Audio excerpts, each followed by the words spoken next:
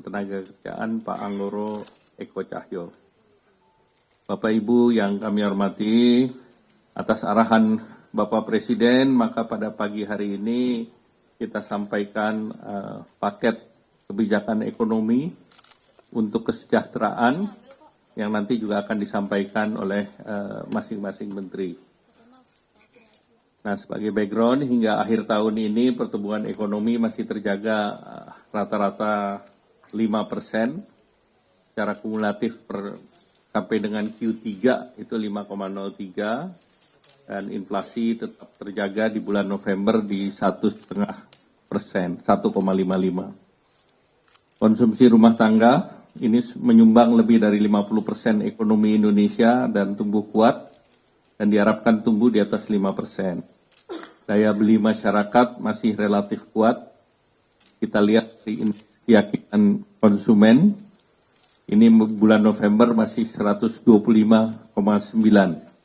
Naik signifikan, dan tentunya juga kita lihat sejalan dengan data yang kita dapat dari Nielsen, menunjukkan bahwa masyarakat masih kuat untuk berbelanja dengan consumer spending tumbuh 1,7%, dengan consumer spendingnya 250 triliun.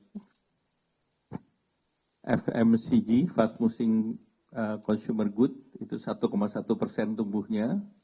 Yang satu lagi yang tekno, konsumen, yang barang-barang digital termasuk HP, komputer, dan digital sebesar 4,3%.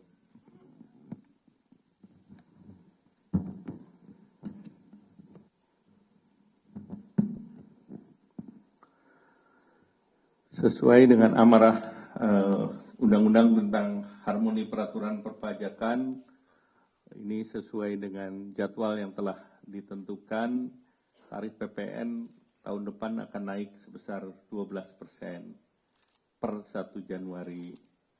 Namun, barang-barang yang dibutuhkan oleh masyarakat, ini PPN-nya diberikan fasilitas atau 0%. Jadi barang yang seperti kebutuhan pokok, beras, daging, ikan, telur, sayur, susu, gula konsumsi, jasa pendidikan, kesehatan, angkutan umum, tenaga kerja, jasa keuangan, jasa asuransi, vaksin polio, hana, rumah sangat, dan pemakaian air, seluruhnya bebas PPN. Jadi nanti ada yang kita berikan fasilitas, yaitu untuk barang-barang tertentu. Nah, kemudian bahan makanan lain dengan penerapan PPN 12% tersebut, pemerintah memberikan stimulus ataupun paket kebijakan ekonomi bagi rumah tangga berpendapatan rendah, itu PPN ditanggung pemerintah 1% untuk barang kebutuhan pokok dan penting, yaitu minyak kita, dulunya minyak curah, itu diberikan 1%, jadi tidak naik ke 12%, kemudian tepung terigu dan gula industri. Jadi masing-masing tetap di 11%. Yang 1% ditanggung pemerintah. Kemudian stimulus ini untuk menjaga daya beli masyarakat, terutama untuk kebutuhan pokok dan secara khusus gula industri yang menopang industri pengolahan makanan minuman yang perannya terhadap industri pengolahan cukup tinggi, yaitu 36,3%, juga tetap 11%. Kemudian juga akan ada bantuan pangan dan beras bagi desil 1 dan 2, ini sebesar 10 kg per bulan. Nah, kemudian untuk mengurangi beban pengeluaran rumah tangga dan daya listrik terpasang di bawah atau sampai dengan 2200 volt ampere, diberikan biaya diskon sebanyak 50% untuk 2 bulan. Nah, bagi kelas menengah, itu pemerintah melanjutkan kembali PPN ditanggung pemerintah untuk properti sampai dengan 5 miliar dengan dasar pengenaan pajak 2 miliar. Jadi 2 miliar ditanggung pemerintah, sisanya yang sampai dengan 5 miliar 2-3 miliar, yang 3 miliarnya bayar.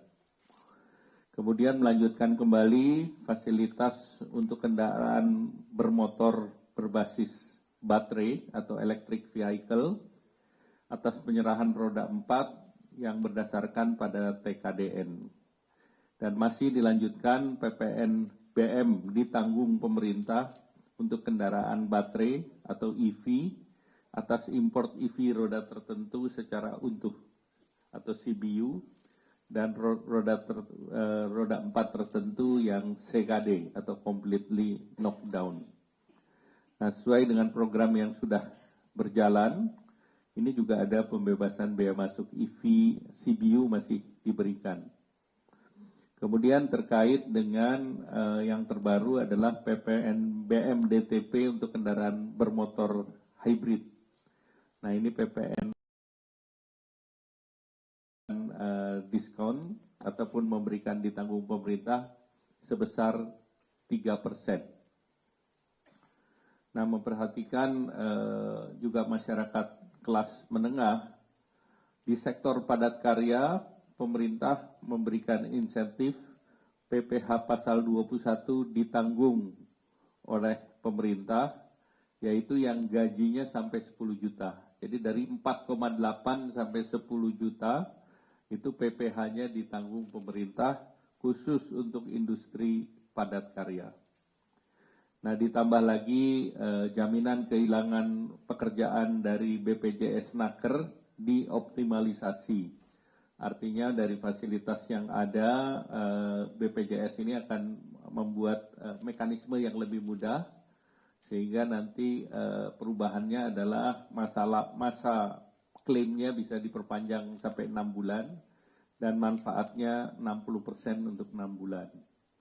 Kemudian juga untuk jaminan kecelakaan kerja bagi industri padat karya tertentu, ini diberikan diskon sebesar 50%